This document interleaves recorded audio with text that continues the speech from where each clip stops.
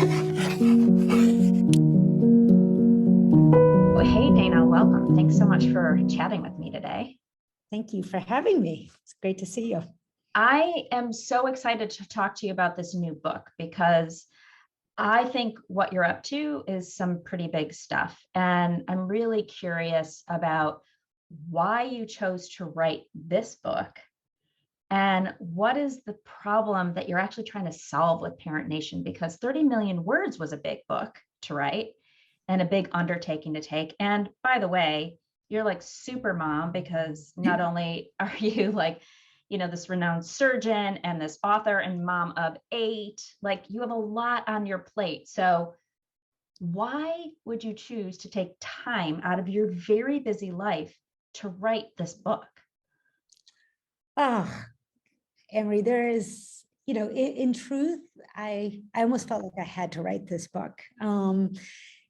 In some ways, Parent Nation is a natural continuation of 30 million words. 30 million words really looked at the individual level, what it takes to give all children a chance to thrive, and really the importance of the early years, the importance of language and interaction and parents, but it looked at it through the individual lens. And, this book really widens the lens. And I think COVID made it even more of an important time and really said, okay, if we know all the science of what it takes to allow children to thrive, why is it that our society is built almost in diametric opposition to healthy development of children and support of parents? And so in some ways, I didn't have a choice. I mean, to allow all children to thrive, it's not just about parenting in a vacuum. None of us parent alone. I think COVID really showed us that.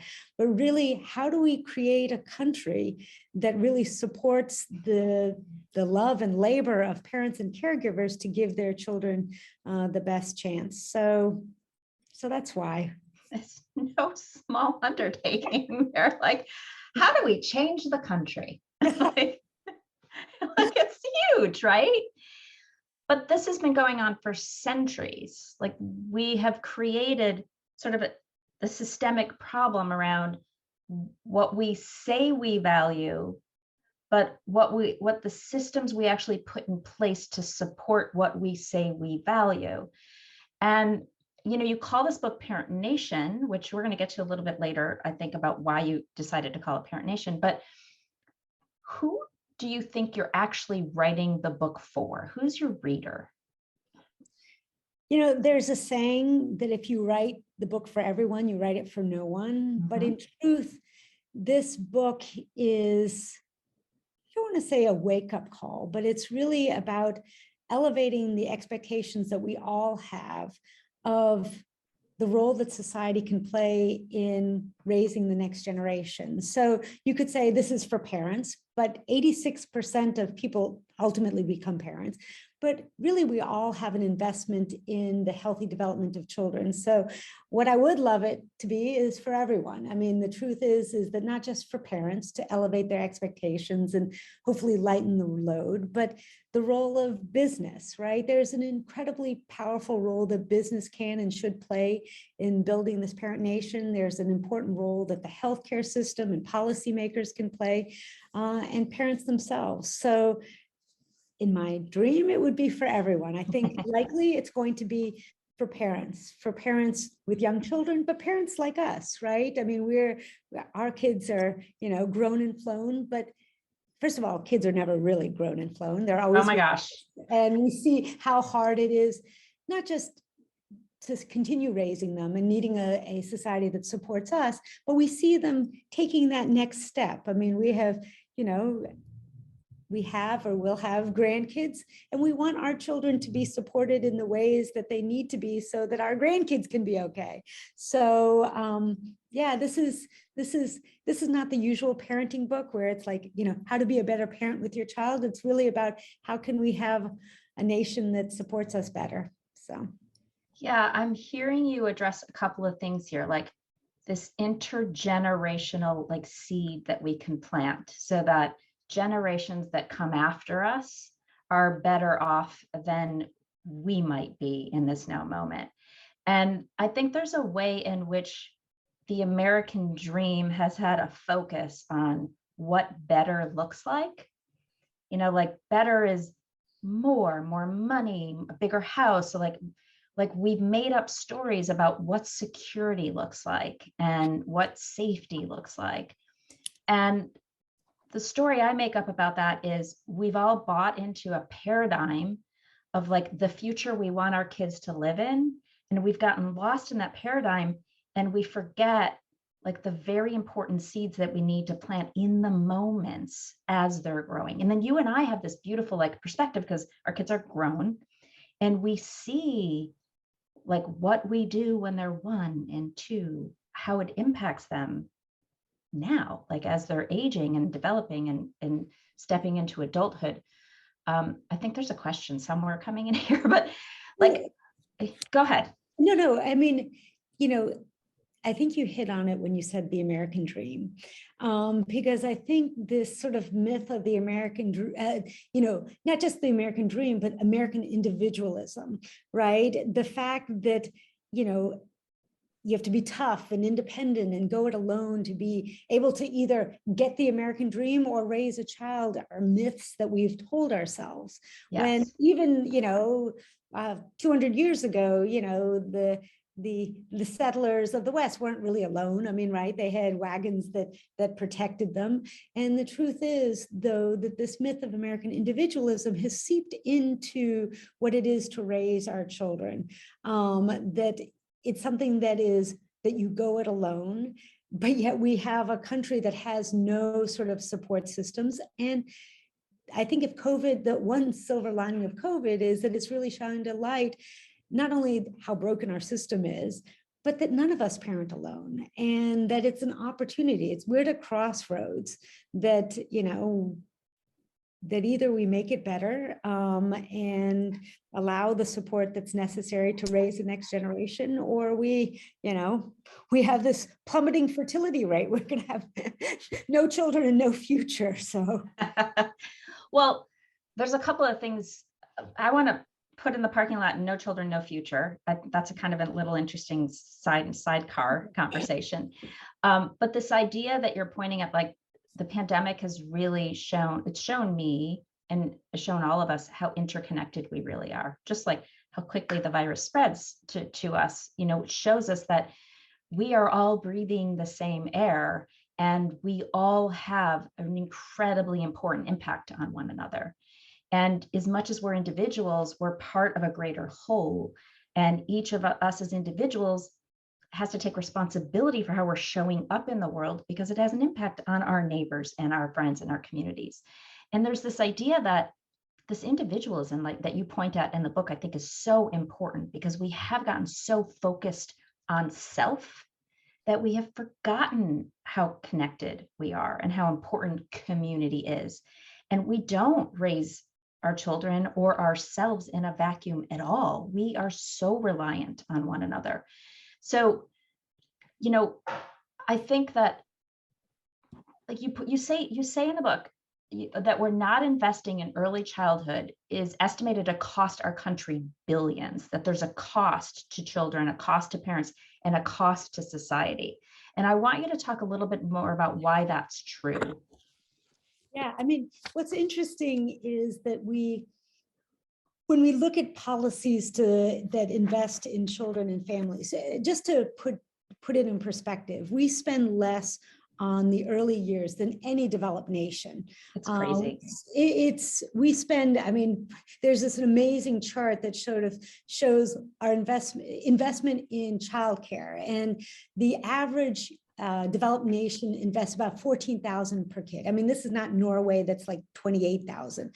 In our country, we invest about 500 per kid, right? So we invest like minuscule amounts compared to any other country in the early years.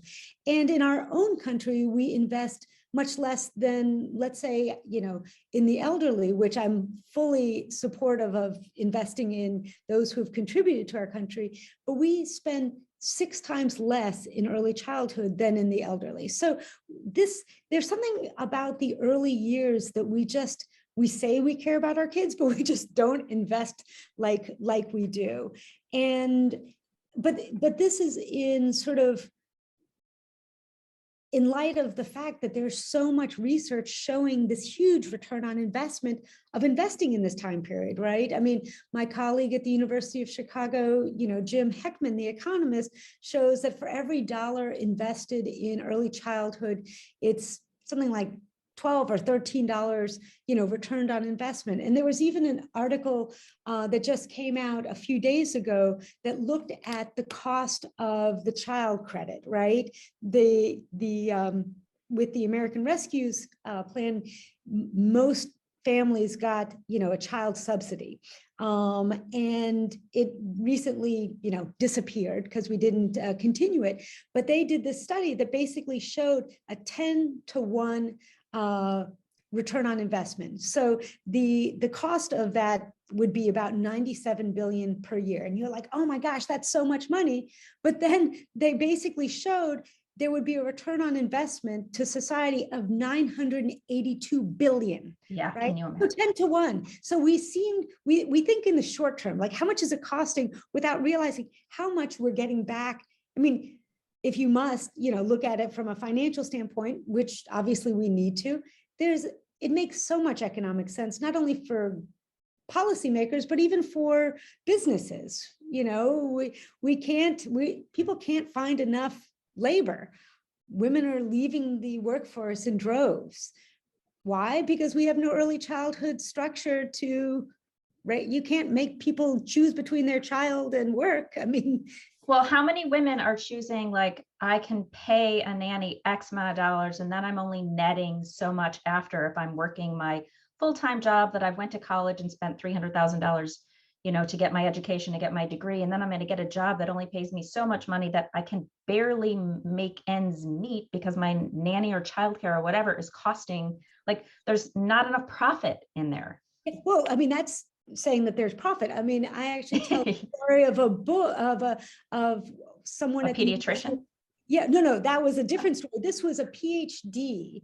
She got a PhD and training at like Stanford and Harvard, all the very well trained, super smart woman who ended up having to leave her really, prestigious postdoc at the University of Chicago because her childcare, how much she was making wouldn't cover her childcare with her 2 young children. So she could no longer, use that really important training to advance the science because there was no backfill. So it's not just the right thing. It makes sense from a business economy standpoint. Well, we have to talk about the economy standpoint. Like I talk about things from a spiritual standpoint and from, being filled and like being fully alive. And this woman who now spent years investing in her own aliveness by finding a career that she really loved and enjoyed doing. Like, imagine if you were robbed of the opportunity to do the thing you most love to do, what kind of parent you would actually be to your 8 children, what kind of inspiration, what kind of model or mirror you are for them. So for those who are not afforded the opportunity to follow their dreams, some people are just putting food on the table because that's all they can afford to do.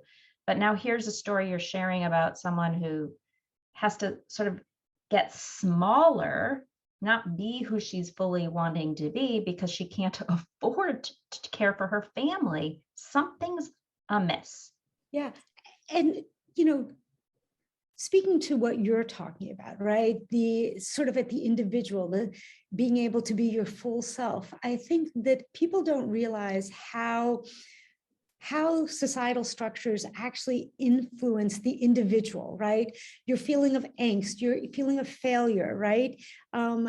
This woman that I was telling you about, she told me, look, I felt like I was failing in all parts of my life, right? Something had to give. When really she should have said, why is the system failing me, right? The joy that we have for being parents, this is not about loving your children, right? All parents love their children, but the fact is that, these structures impact the joy of being able to be a parent, being your full self. And actually, I know I'm going to be a broken record of a researcher, but there's this woman, Jennifer Glass, who did this with her colleagues, did this great study looking at parental happiness. And she looked at it across many nations, and she compared, there's a happiness gap. I mean, in most developed nations, parents are less happy than non-parents, right? It's hard to raise kids.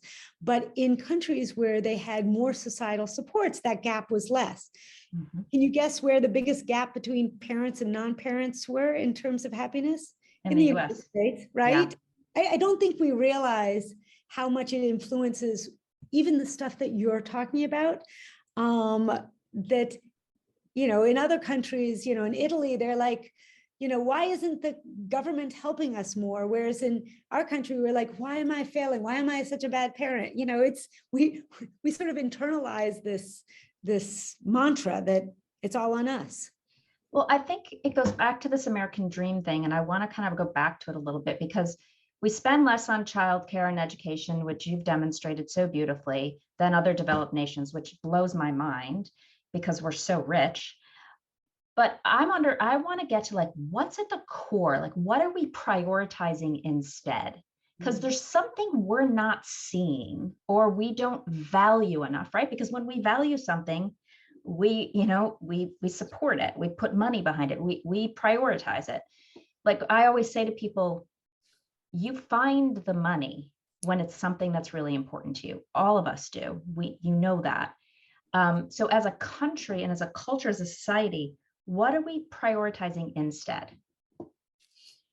That's a great question, a complex question, because there's so many ways that I want to sort of go into it. I mean, I can tell you pretty clearly that historically we have always talked a big game that we care about the children of our country, but we've never invested. I mean, there was, and I think it comes down to public and political will, that there's just not a unified voice of parents and caregivers saying, look, do this. I mean, forget about this last, episode where we don't even have paid leave, but back at the turn of the last century, and I'll tell you a story, in the 19 teens, one of the most effective public policy that decreased infant mortality dramatically. It was the Maternal Child Health Act. It was called Shepherd-Towner.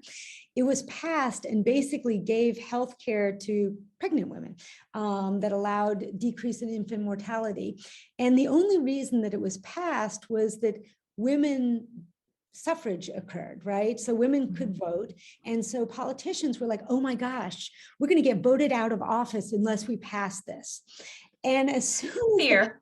Yeah, exactly. And as soon as, and it was passed, children and babies live better, longer, et cetera. And as soon as the politicians realized that women at that point didn't vote as a bloc and they weren't going to get voted out of office, they killed what was an incredibly effective bill in helping mothers and children. And this happens over and over again. I could tell you a million stories. So I think that the better question is why, if there are so many parents who believe in this, right? People try to make it sound like this is not a bipartisan issue. Most parents that I've spoken to from all sides of and all walks of life and all sides of the aisle, all they want to do is raise their children and give them opportunity. There's just no sort of collective voice as there is, like, let's say, with the elderly. So I don't know. Well, there isn't a collective voice because it goes back to that individualism thing I think that you were pointing at. I work with parents all the time, and I think there is a way in which we feel very alone on this journey. We feel like we feel like we're failing, no matter what our socioeconomic status is. We feel like we're not good enough. We feel like we're not doing enough. We feel like we're not achieving enough. We feel like we don't have the tools to be socially and emotionally supported such that we're fully available. And my experience has been everyone sort of like, unless their kids are doing perfectly well, like in this ideal image of what that, which there is no such thing, but there is no such thing, but in the image in our mind, we feel very isolated. We isolate ourselves. So there's a way in which, like, I don't want to speak up because I don't want to admit I have a problem. There's a problem, right? So I think this thing you're pointing at, which is like, we all need to come together and say, this isn't working. Like, this parenting in a vacuum is not working. I need your help.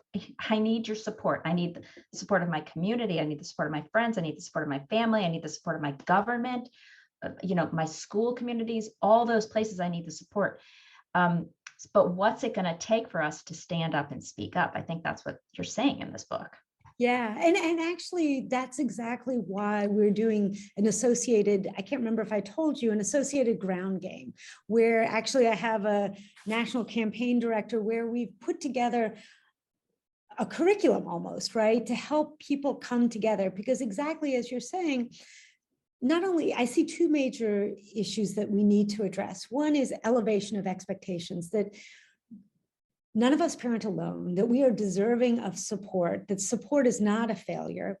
And this desire for community and a collective identity, that right now, I think we look to the left, to the right, and we see another person who's a parent, but we don't see them as an ally. Someone who, like me, only wants the best for our kids. We've started to, we need to start seeing that instead of our other identities trumping the fact that we love our littlest ones, and want to give them all the opportunity is what binds us. And so we're building, I'll give you the website, but, and it's going to be all free and downloadable for really bring, this groups together to, we're calling it the 3 Fs: finding community, forging collective identity, and fighting for change. And whatever it is in your community, is if it's,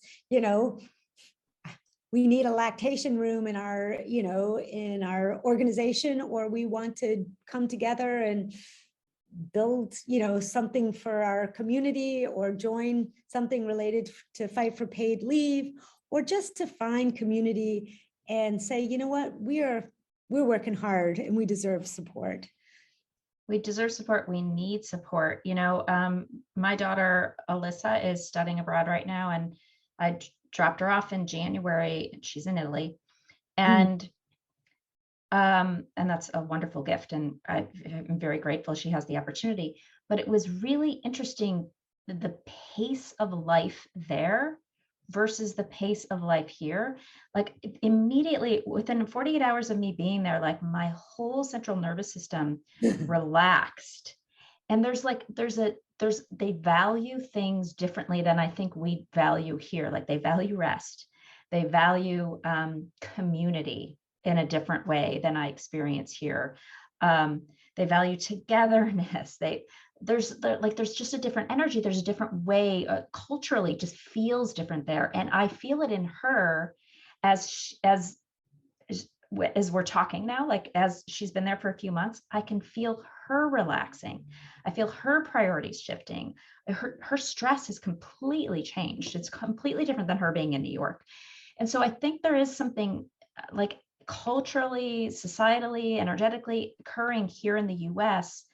Like, we value something, we value success, money, we value, like, I think I want to talk about real quickly, like, what do you think, how do we define success here? And how does that interfere with our ability to see?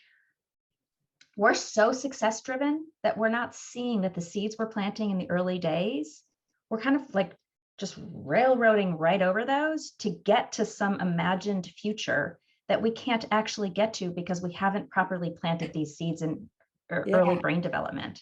Yeah, well, it's so funny. You're gonna be like, oh, Dana, you're a broken record. But again, I want people to see sort of how this sort of intensity around, as you say, this imagined success has been actually influenced by our societal structures. So believe it or not, well, maybe you believe it, the way we parent and the way we're focused now hasn't always been. And there's this researcher or economist at Yale, Zilabati, and his co-author did this incredible research, really showing how the economic we talk about, the cultural of parenting, and this is just how we are, and but how the sort of economics of this huge inequality that we have in this country, right? And this uncertainty and the huge returns on investments to education have really driven parents in this sort of frenetic helicoptering, if you will, because there's so much uncertainty for our children.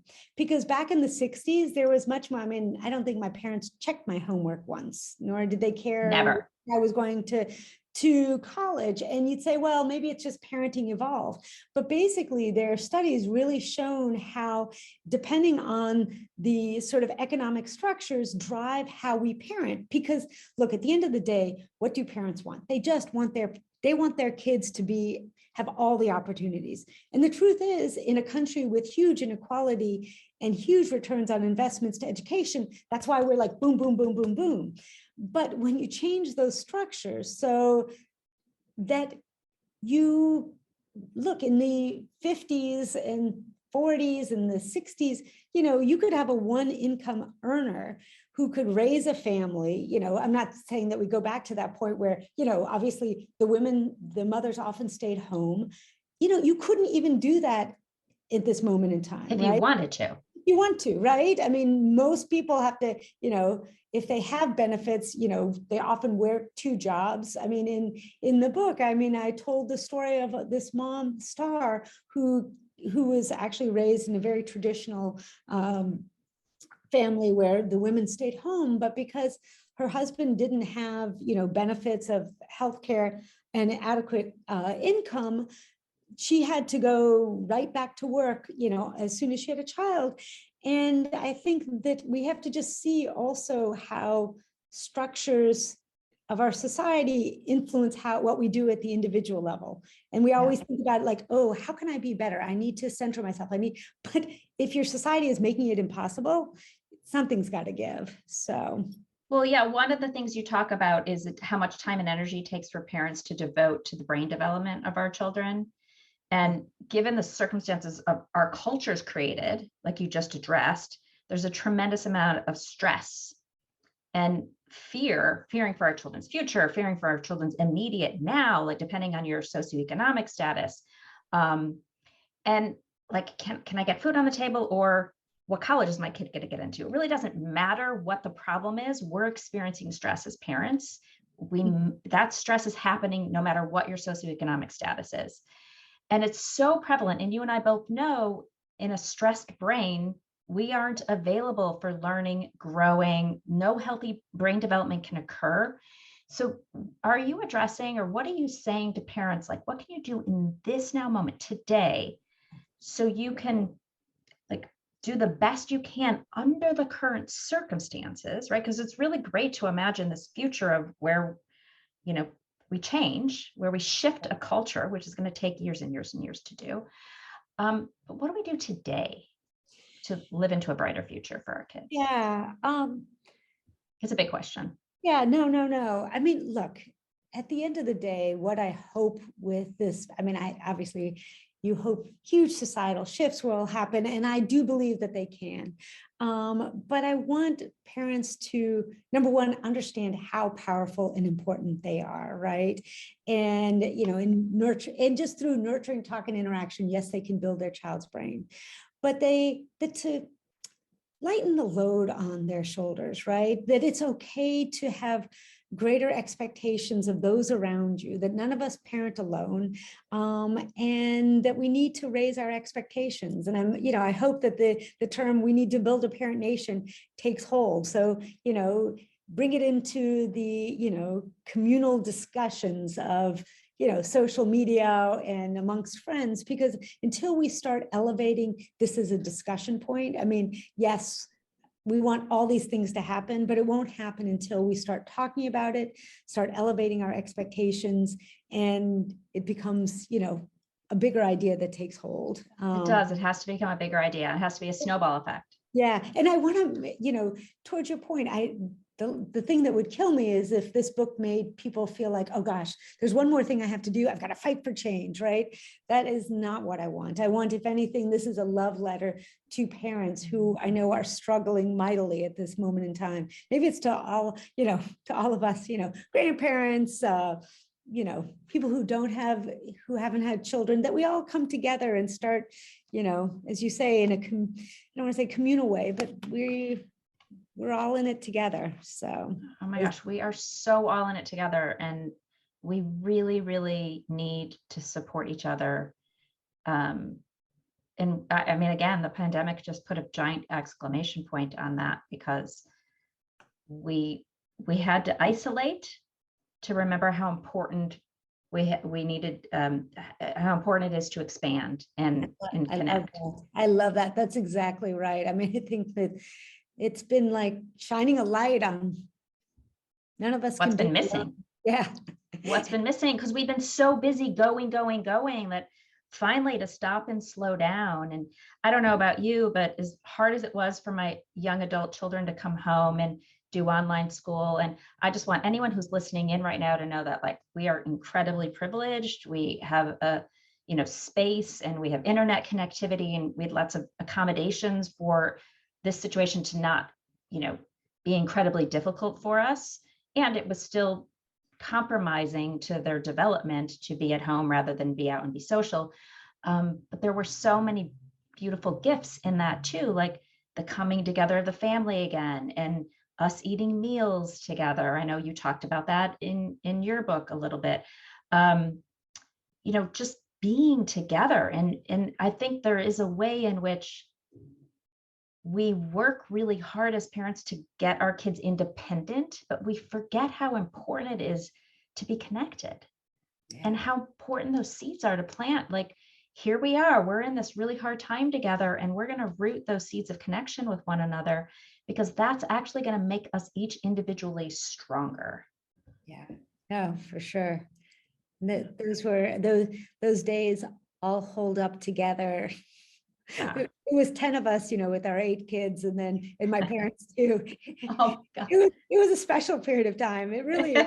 And as you say, so privileged. But it is, especially with the grown and flown ones, to have them come back. Oh yeah. It was hard for them. It was really hard for them, and hard for us to manage it all. And well, so now you wrote this book for the parents of the world, but I just want to come back to you for a moment. Like, you're a parent, you're, 3 of your own children and 5 more in your blended family. So 8, between the 2 of us, we have 17 children we're supporting in the world. Like, along the way, what has been your biggest challenge as a parent? Oh my gosh, we're just, there's no guidebook, right? I mean, and each child is so different. And I used to joke before I started writing this book, and I guess, that people used to say, oh, how are you doing? And I would say, oh, mediocrely. You wish that there was someone who was saying, oh yeah, that's the right approach. That's the right way to do it. I so wanted that playbook. And there is not. And I guess that's the whole point. There are so many ways that we can parent our kids. And I think as long as they know that you are their rock, and that you love them, and that you're going to screw up sometimes, but that you've always done it with, what you hoped would be, the best intentions. When Don died, I thought, oh my gosh, I just want to give them the life that they were supposed to be given. Yeah. And, and the fact that I was so lucky and privileged that, I had all these people who came around me. I mean, you were in the masses, and just feeling that sense of community, yes. Despite screwing, there's no such, there's no such thing as perfect parenting. I always say, if you feel like you're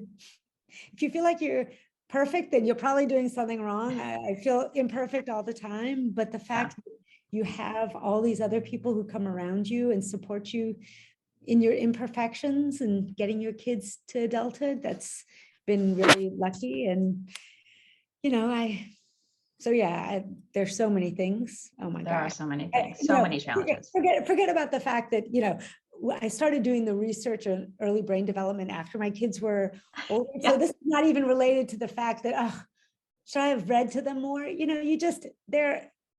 kids are going to be fine. You just have to keep on loving them, keep on supporting them, know that kids fall off the rails and you're just there to help bring them back on. And trust. And yeah.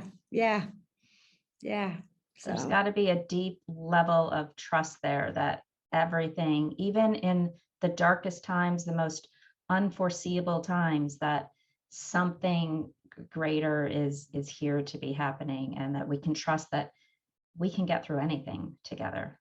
Yeah. Yep. Which you've proven for sure. It's only because I've been surrounded by amazing people like yourself. So well, thank you. Yeah, you're like, but you attract, you're a mirror, right? You're attracting all of that to you. And I love what you're creating with Parent Nation, because it speaks so much to what I believe we need more of, which is an idea of community, idea of supporting one another, and like putting our money where our mouth is, like really? Yeah. Literally. Yeah. So what do you think, like when you think about our older young adult children, what do you think the biggest challenge they're facing as the next generation of leaders? Oh, gosh. I mean, does that scare you? Yeah. I mean, there's so much uncertainty, but our kids are amazing. So you've got to, it can give you hope as well that they're thinking in different ways, and there's hope. So you just have to be hopeful. I mean, I think that, in the realm of Parent Nation, I mean, we alluded to the fact that, people aren't having kids as much. And is this a sign of the lack of optimism?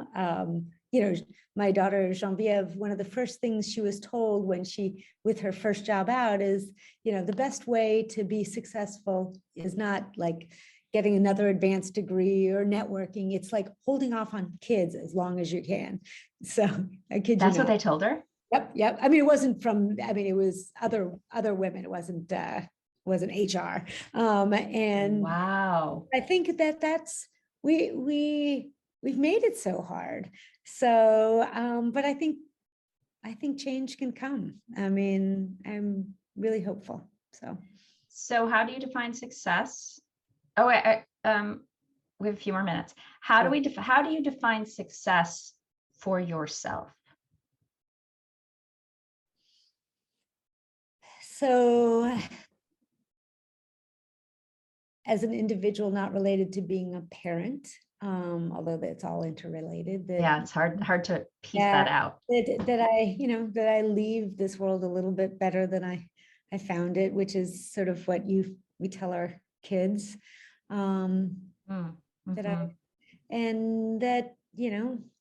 That my kids and all kids, have all the opportunities. I think that my last the epilogue of the book is probably the most meaningful.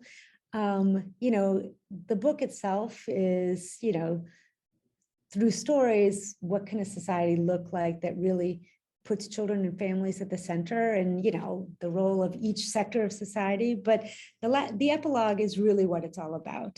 If we can start seeing all children as our children, I mean, look, yes, you will never have the intensity of love, that primal feeling that you have for your own children. I mean, I'm not asking that, but just a little bit, where we start seeing children as what we want for our own, that other children get, and other parents are supported, and that we look at them with empathy and camaraderie. This would be really great things. So if I could pray for one thing, that would be it, because then you wouldn't need anything else.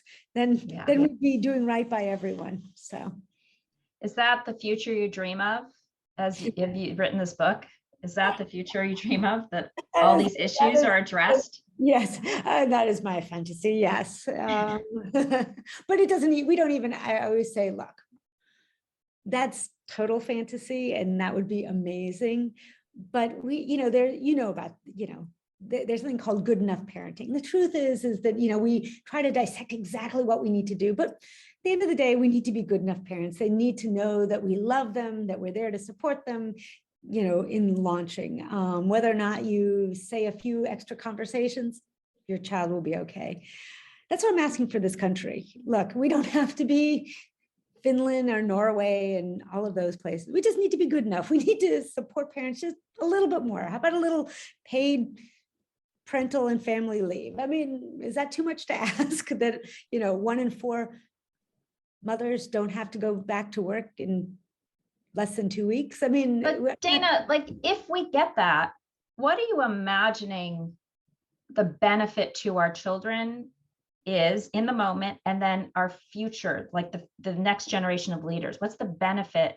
There's so much. I mean, we often look at, paid parental and family leave is just one of the things that we talk about. But, most of the research shows the gender equity, labor benefits, the economic benefits. But there's even research showing that babies whose mothers had paid parental leave have stronger, early brain function. Yeah. Just from that, right? And then the long term, obviously, not just the education, but the long-term health benefits. We've got a stronger workforce.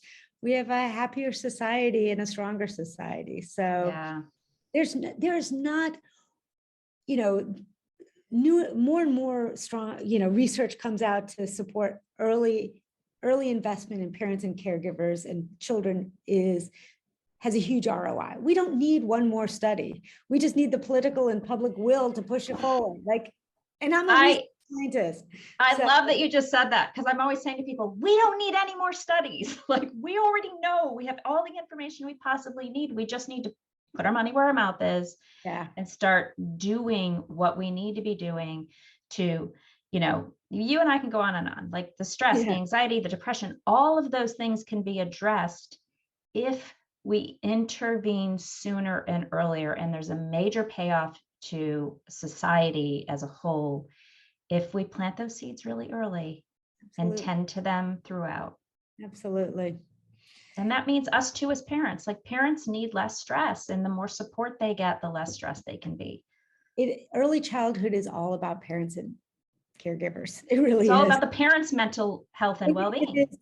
Absolutely. 1000%. So, because our children their mirror neurons are being activated no matter how much time they're spending with their parents or their caregivers. And if caregivers and parents are in a constant stressed mode, our children are going to be resonating with that energetically, and their mirror neurons are going to fire, and that's what they're going to start laying the groundwork for in their brain development. And we need to shift that paradigm, and we need to support our parents. Yep. Thank you. Thank you. This was so fun. This was fun. I could go on for hours with you, and we can be preaching to the choir round and round, you and I. Exactly. Yeah. Now we've got to get your listeners out there and talking about building a parent nation. So what do you want? Well, first I want to say thank you for writing this book. Thank you for taking time out of your incredibly busy life. You're doing so many beautiful things to support the next generation. And I hope everyone's listening to you, no pun intended, right? But so thank you for that. Thank you for taking time to talk with me about this. And I hope that my listeners can take something away. But if they were to take one thing away, what would it be? And what's one thing you want them to do? Again, I want them to take away, if they are parents or if they're not biologic parents, how powerful they are in building the early brain development of children, and they are building the next generation. They're guardians of our future. And what would I love them to do? I'd love them to start elevating this discussion about the need to build a parent nation. Go to parentnation.org and, see the stuff that you can download and, put it on social media, and let's just let's start elevating this discussion. We've got a lot of noise in our world. Yeah. Let's make this drown out the unimportant noise. So love that. So parentsnation.org. Where can people buy the book? Because the book's available when? It comes out April 26th and all the usual places. And just so you know, every dollar comes back to the Parent Nation effort. So, Awesome. so tell everyone that it's pushing. It's a good investment. It's a good investment. So get your copy now. Go grab your copy at parentnation.org. Is that where you can grab your copy? Or Amazon and Barnes and Noble, the usual places. You can get it in all the great places. Thank you, Dana, for all your great work in the world and for being with me and for being with my listeners, and keep on keeping on. Thank you so much.